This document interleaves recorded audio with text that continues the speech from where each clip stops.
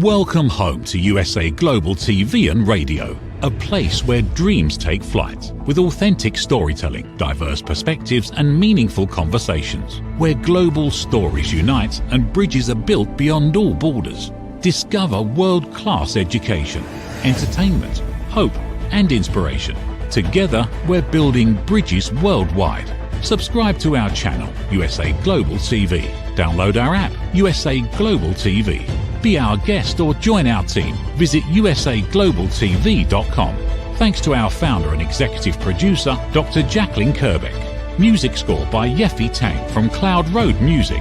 Voiceover artist Mike Porter. Creative direction by Paul Garcia. USA Global TV and Radio, your home for global connection. All rights reserved. This video and its contents are the exclusive property of USA Global TV and Radio. Unauthorized use, duplication or redistribution in any form is strictly prohibited.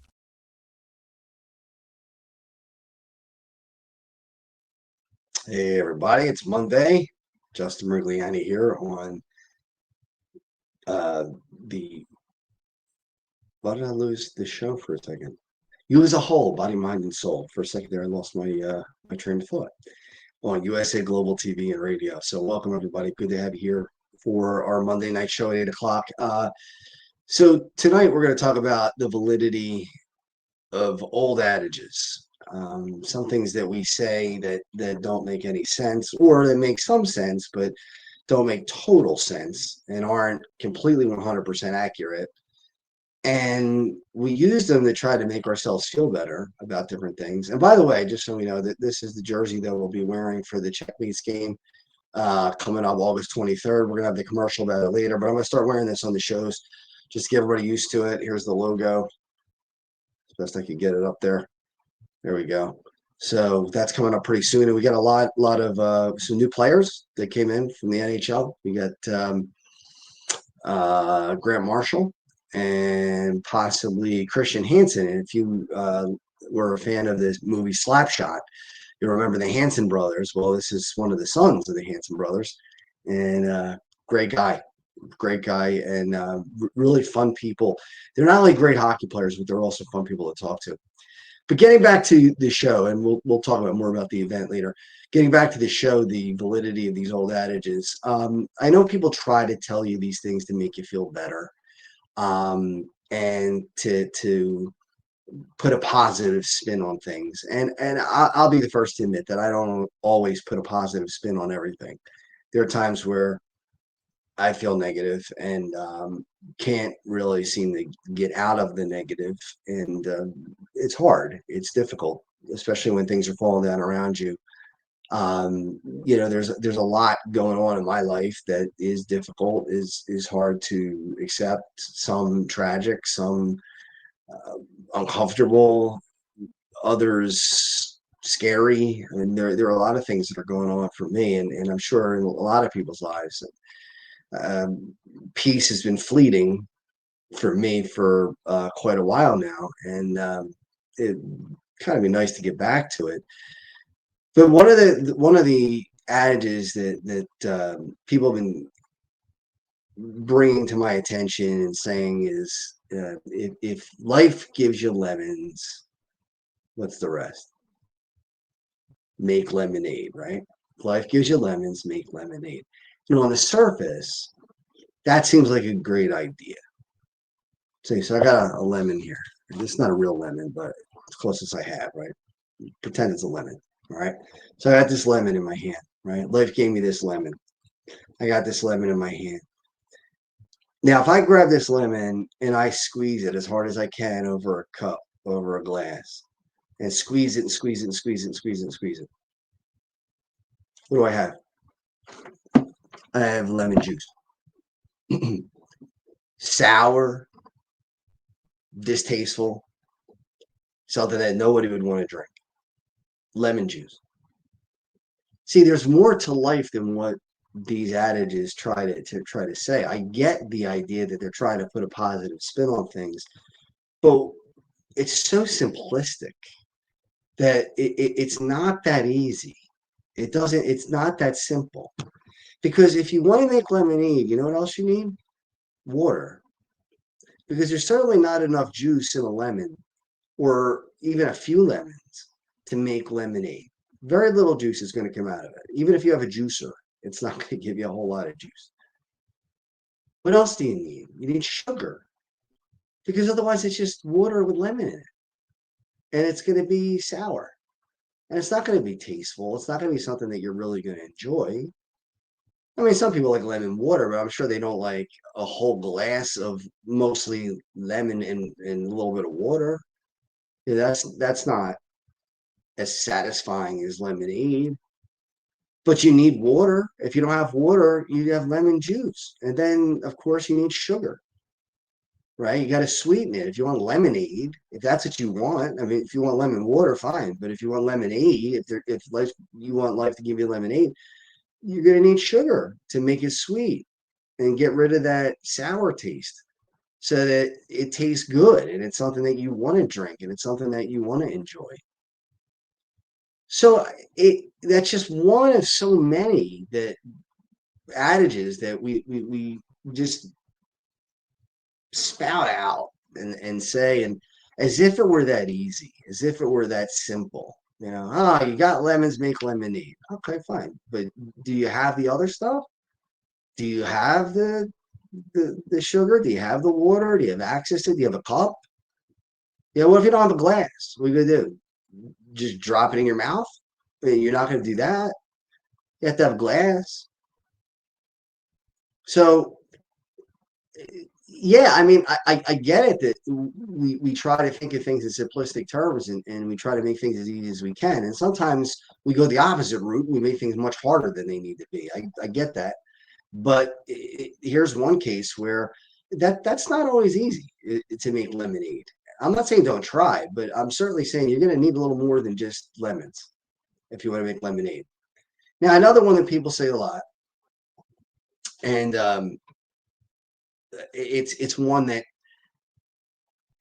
is frustrating to me because it shows a lack of, and it's not always on purpose, but it shows a lack of understanding.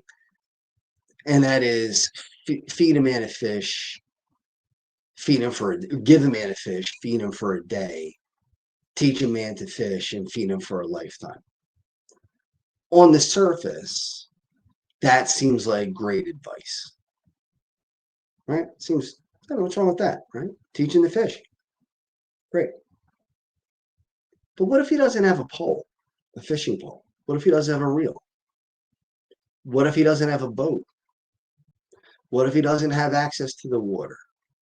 What if he doesn't have a vehicle to take him to water? What if he doesn't have, I said bait already. What if he didn't have bait? So is it really that simple?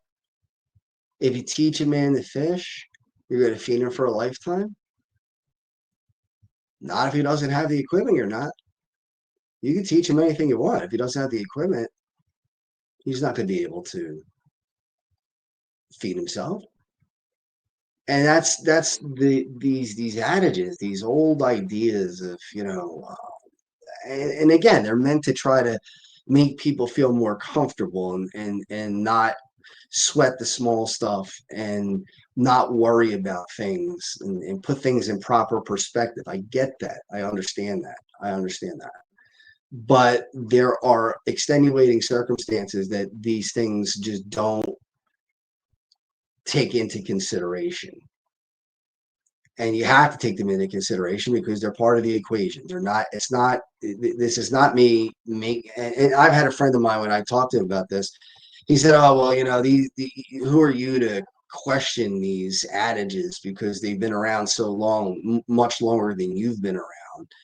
You've been around 50 years and these adages have been around for a long time. Well, does that make them 100% correct? I don't think so. Why can't we question them? Why can't we say, wait a minute, this is not 100% accurate? I think we've seen that in many aspects of life, right? How about 50 years ago when 9 out of 10 doctors agreed that certain cigarette was the best cigarette to smoke? You're going to find a doctor today that's going to tell you to smoke a cigarette and which one is the best one out of all of them. We got older, we evolved, we got smarter in some ways, not in others. but we've gotten to a place where we know that no, there is no safe smoking. It doesn't exist. If you want it to exist in your mind, you can make it exist in your mind, but that doesn't make it reality. And it's the same thing with these additives. Can do you just save them and just go with them at face value? See, I don't. I think about these things. They go through my mind, and I don't know if that's good or bad. To be perfectly honest with you, sometimes I wonder if it would be better, if I would be better off mentally if I didn't think about these things. If they just kind of, I don't want to say like everybody else, because I'm sure there are other people who think the way I do, but a majority of people that I know just go with it because that's what they've learned from the time that they grew up. That life gives you lemons, you make lemonade. Feed a man a fish, feed him for a day. Teach a man to fish, feed him for a lifetime. And that's it. If only life were so simple. It's not that cut and dry, but we try to make it that cut and dry.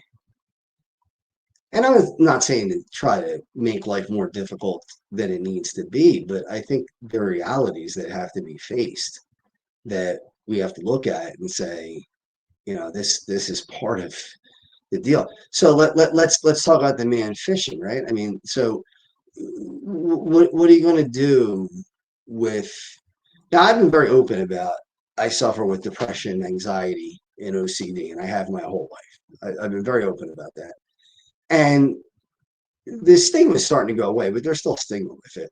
It's like, oh, you're mentally ill. Well, there's differences in mental illness. I mean, there's mental illness where it's painful and it's discouraging and it wears you down. And that's the kind of mental illness that I have. And then there's the mental illness where you're dangerous. You do things that are dangerous. I'm not a dangerous person. I mean, last time I got into a physical altercation was when I was 26 and I'm 50, and that was on a hockey rink.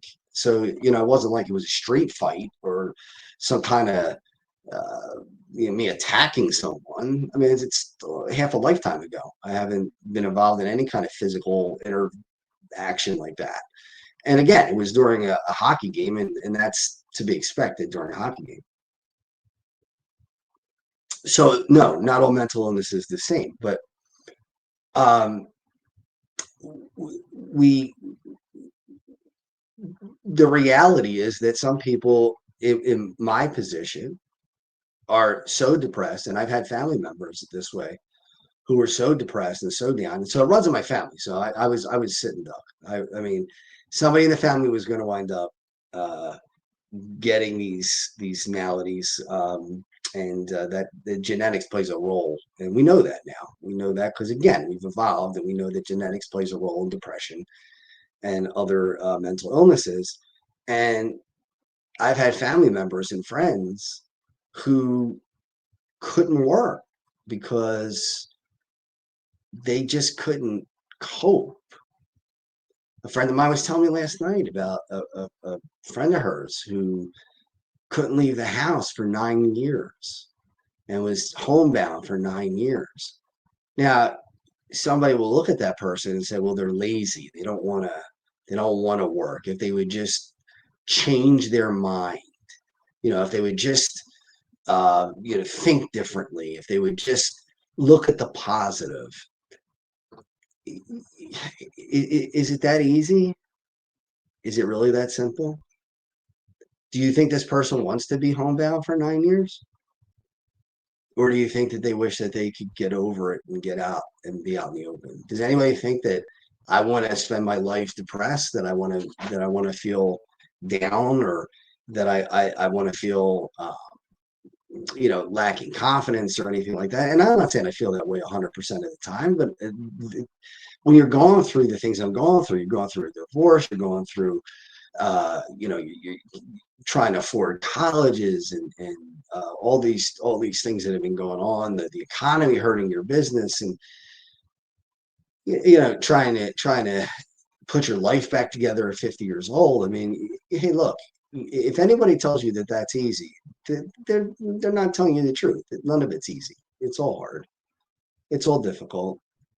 And I don't care how strong you are, you're not going to be able to just get through it. And you know, people say to me, well, just don't be depressed. Well, all right, well then don't be diabetes, right? If you have diabetes and somebody came out to you and said, well, just don't be diabetes. That's it. You're cured. Just don't be it. That sounds ridiculous. Or don't be cancer. You have cancer. And they come out to you and they say, well, why? Don't be cancer. Is that the answer? Why would that be the answer for depression? Why would that be the answer for anxiety? Just don't be anxious. Just don't be depressed. That's the same thing as saying don't be cancer.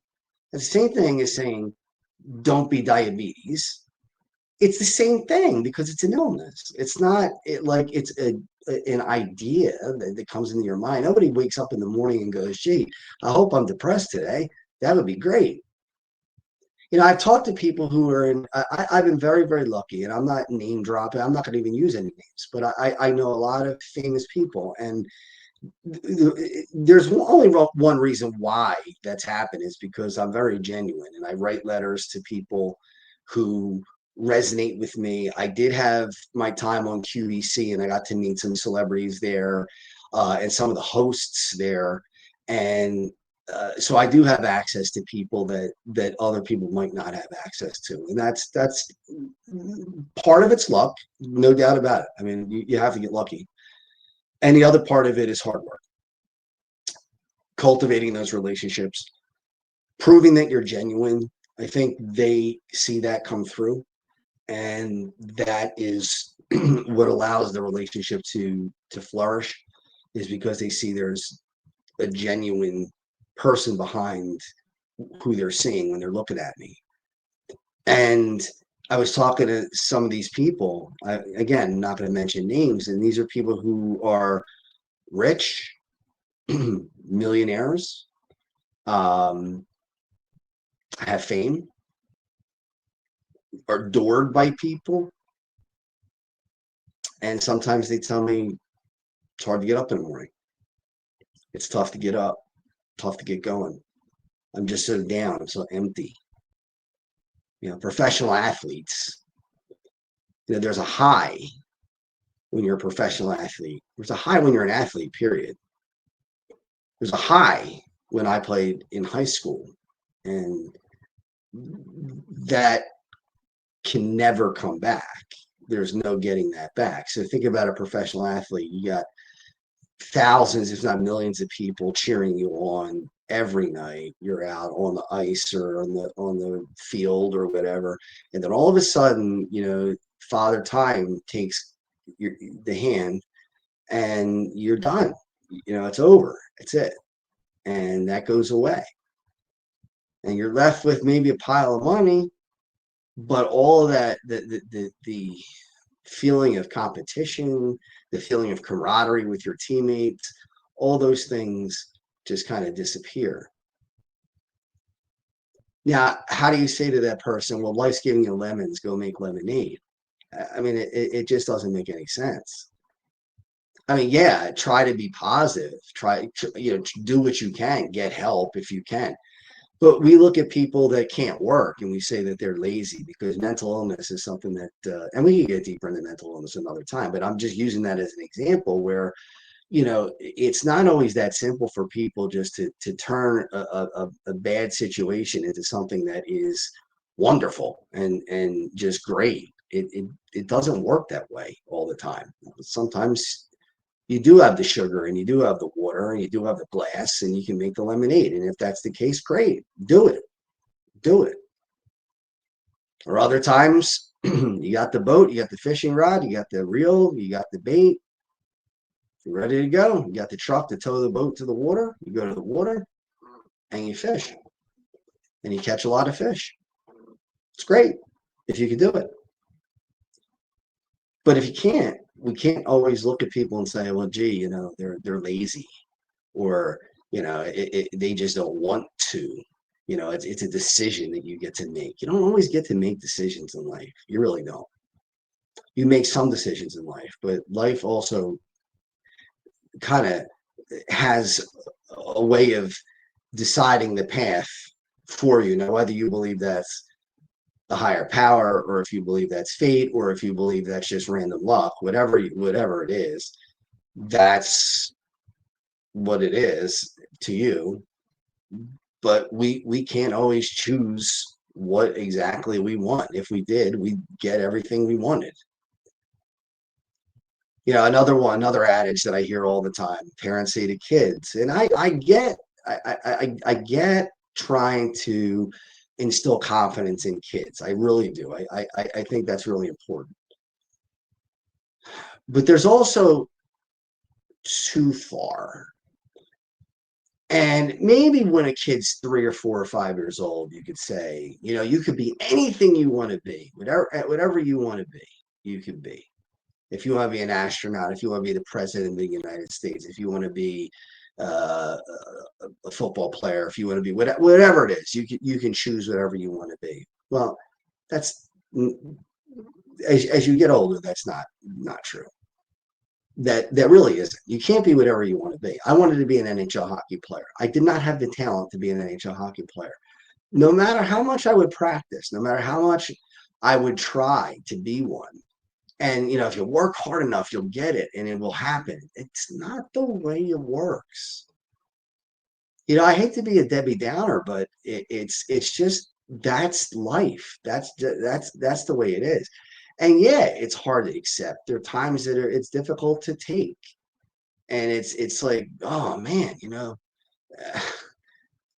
and I got to be honest with you. I mean, I like any good parents or grandparents and aunts and uncles that I had said those things to me when I was little.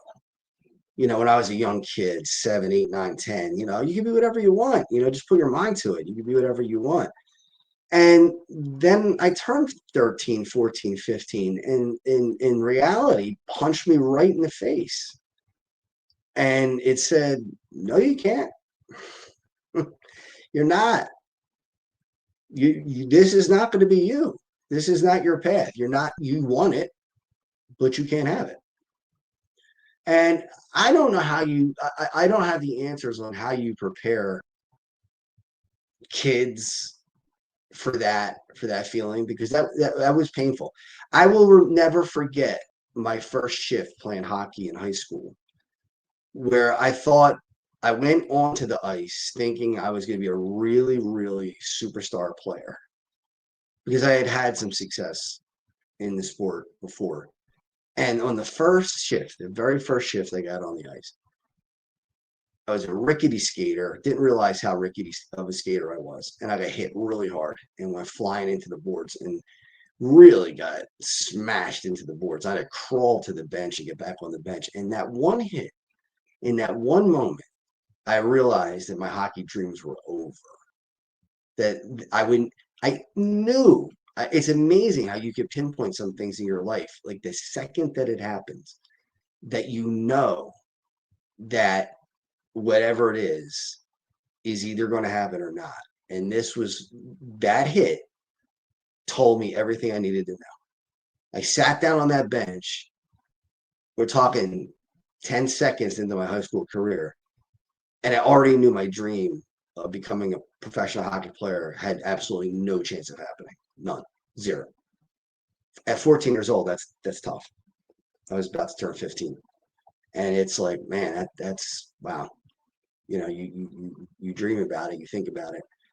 And yeah, my parents prepared me. They said, look, you're getting older, you're 10, 11, 12. Remember, it's not going to be that easy. And they did that. They tried to, you try that soft, I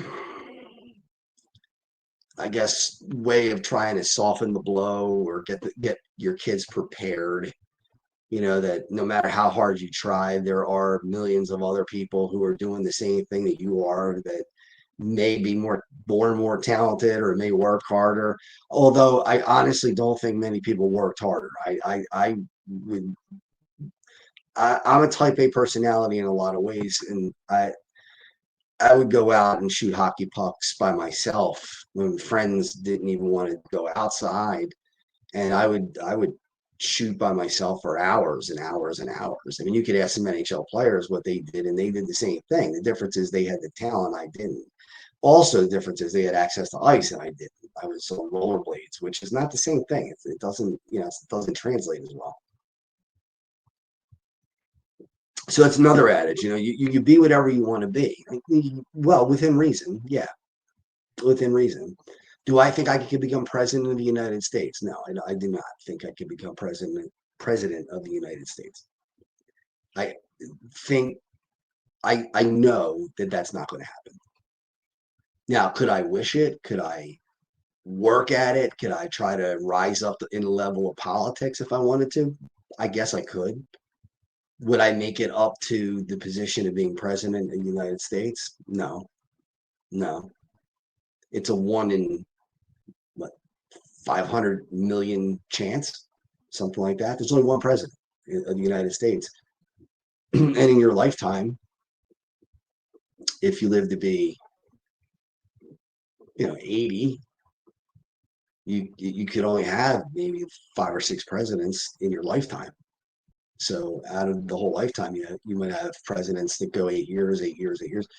You give a maximum of 10 or more presidents, maybe, right? I'm trying to do the math real quick in my head, but it's not that many. It's not like it's going to be 400 people who are going to have the job. So you're not looking at something that's very realistic if you say, well, I'm going to be president of the United States. So you could do anything you want to do. What if I want to fly?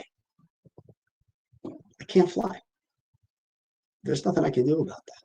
I can't change that. I can't change that the human body doesn't fly.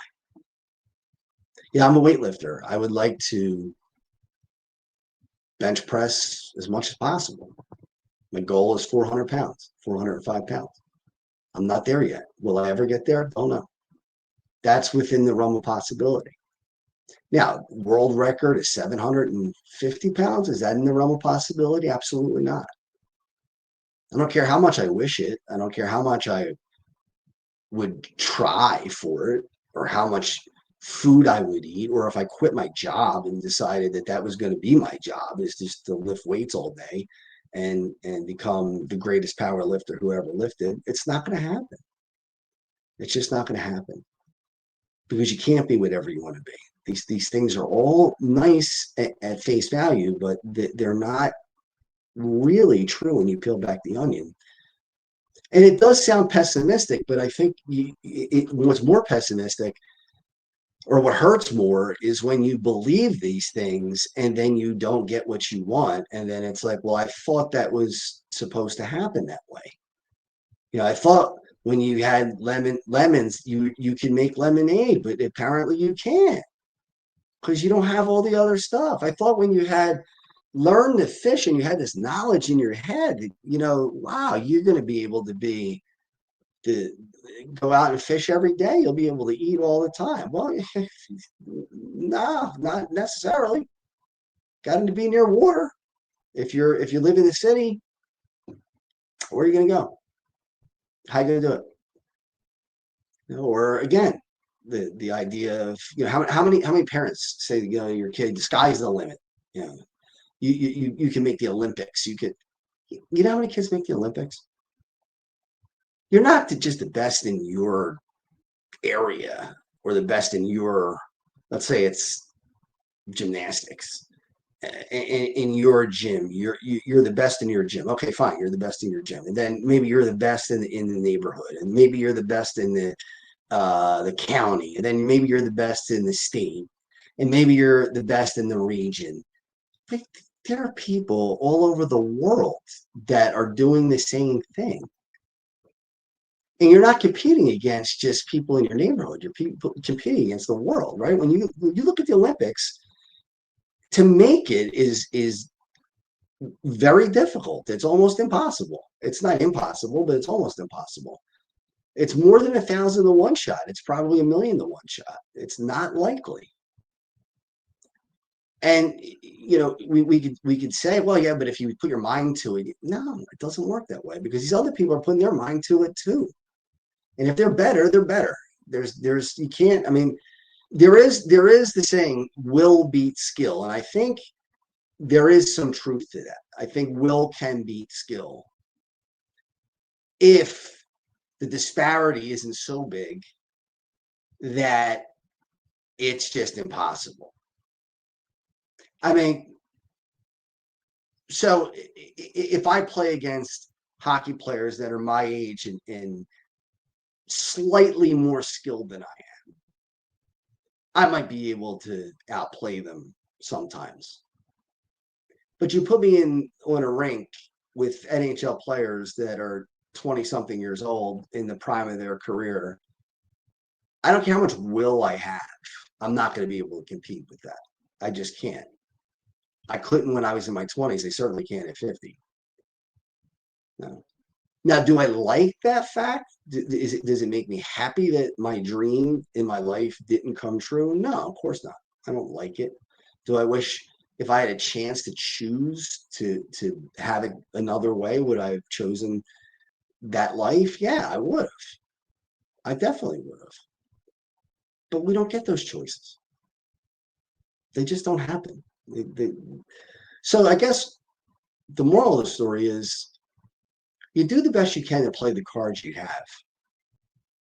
And it's not always simple to do that. It sometimes you get a lousy hand. I mean, nobody wanted to hear, I didn't want to hear at 40, well, first of all, at 27, that, you have a chronic illness. I don't want to hear that. I don't want a chronic illness at 27. It's 27. It's supposed to be a great time, right? And then at 40, you hear that you're going to need surgery to have your colon removed and you're going to have a permanent ileostomy bag. I wasn't thrilled about that. I mean, it wasn't something that made me real happy. People say, would you have chosen this life if you could go back and do it all over again because you help so many people. And look, I'm happy to help people. I really am. I get calls from people all over the world. And I have, again, made some connections with very famous people because of what I've gone through, because of my story. And in some ways, I don't want to say tragic, but people are intrigued by that. I mean, that there's something to that. It's like the morbid thing that we do when we drive by an accident. We always look, right? That's why there's always a traffic jam after a car accident, because people are rubbernecking. They're looking. I mean, it's something you don't want to see, but you got to see, right? You don't want to look at it, but you have to look at it. That's what it's like, and I think that's what it's like for me. People are these celebrities that I talk to. I tell them I have a charity, and I tell them what it's about, and I tell them my story, and then they get intrigued by that, and then and I'm genuine about it. But what I'm saying is, if I could trade that and go and have a normal life and not have these celebrity friends, but have a normal body and normal. And look, having a bag is not as bad as people think it is. I mean, I know people and myself that wanted to die. I said that death would be better than having the bag. The bag is really nothing. It's not that big of a deal. It's covered. Nobody sees it. It's not something that, even in intimate moments, poses any problem. It's covered up. It's completely, you can shower with it. You can swim. You can play hockey. You can lift weights. I mean, I do all those things. So everything I did before I had the bag, I do now. So nothing's really changed there. But do I feel lucky that I have a bag? No, I don't feel lucky. Do I feel lucky that I had a chronic disease at 27? No, I don't feel lucky. I don't get that. I don't understand that. I don't feel lucky that I'm going through a divorce right now. Not at all. I don't feel lucky. I'm not happy about that. Am I lucky that my business is struggling because the economy's dipping and we're having trouble and one of the first things to get cut is training? No, I'm not happy about that. That's tough to deal with. So, I've heard people, especially one of that really, really sticks out in my mind is Michael J. Fox, who I think is a great guy. I mean, I wish I knew him. I never met him and I probably never will. But Michael J. Fox, would talk about the blessing of Parkinson's disease. I wish I was able to look at it that way. I really do. I really wish I was able to say, wow, inflammatory bowel disease has really been a gift in my life. No, I don't feel that way. I don't feel it's been a gift. And if you ask me if I would go back to, if I could go back in time and I had the ability to ask God to change it and he would grant me that, would I do it? Yeah, I would do it. I'm just being honest. I think we try to make ourselves feel better about things that are difficult, and it's okay that they're difficult. It's okay that they hurt us, and it's okay that we don't like it. I have a friend who just lost a son about 11 weeks ago. Do you think she is not wishing she could turn back the hands of time? Do you think it's a blessing? Do you think she says to herself, well, gee, he lived to be 26, so it's a blessing? Yeah, of course it's a blessing that she had him for 26 years, but it's also a curse that he lived to be 86. Pessimism is a thing. It's got a place. So I don't mean to be, again, a Debbie Downer. I don't mean to bring everybody down, but we got to look at these things and ask ourselves, are we really doing ourselves a favor by making these generalizations that all you got to do is just squeeze the lemons. All you got to do is, work hard. All you got to do. No, life is going to step in and life is going to hit you hard. Only thing you can do is fight back and do the best you can. So with that, I'm going to go on to something happier. And yeah, because of the disease, we're going to be doing this hockey game. So we're going to play this commercial about the hockey game, and then we'll wrap up the show.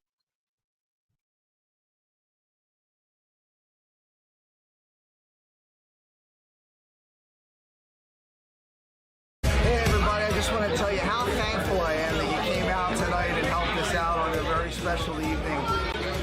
Crohn's and colitis are terrible diseases, and they affect a lot of people, not only in the Delaware Valley, but all over the world. And hopefully we can find a cure someday.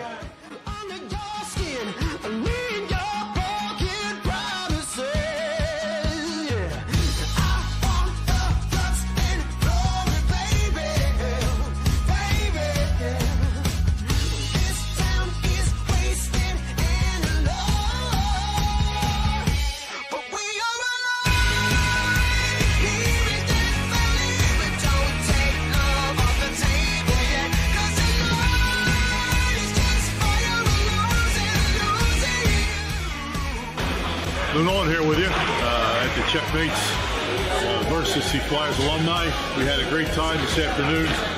Game was close, and we're all here for Checkmates Charities, which is the real reason that everybody's here, not only the players, but all the fans that were here. It was a great day, and we're really happy to be here.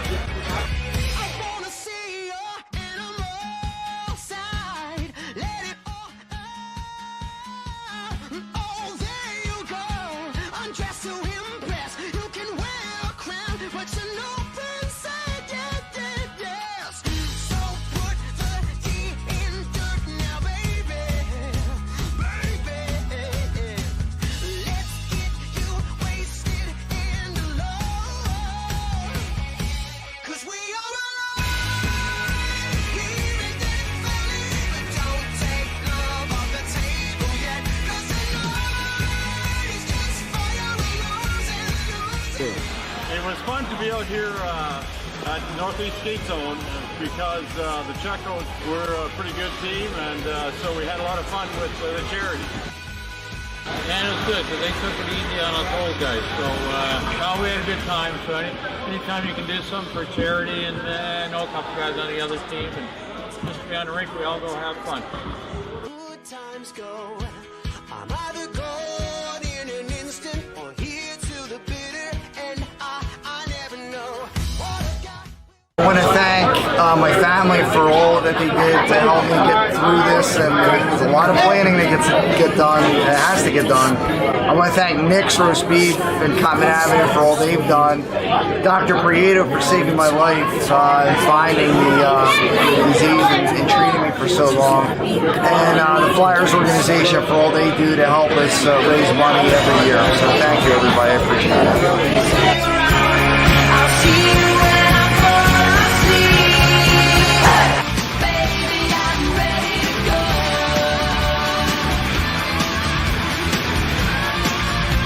Baby, I'm ready.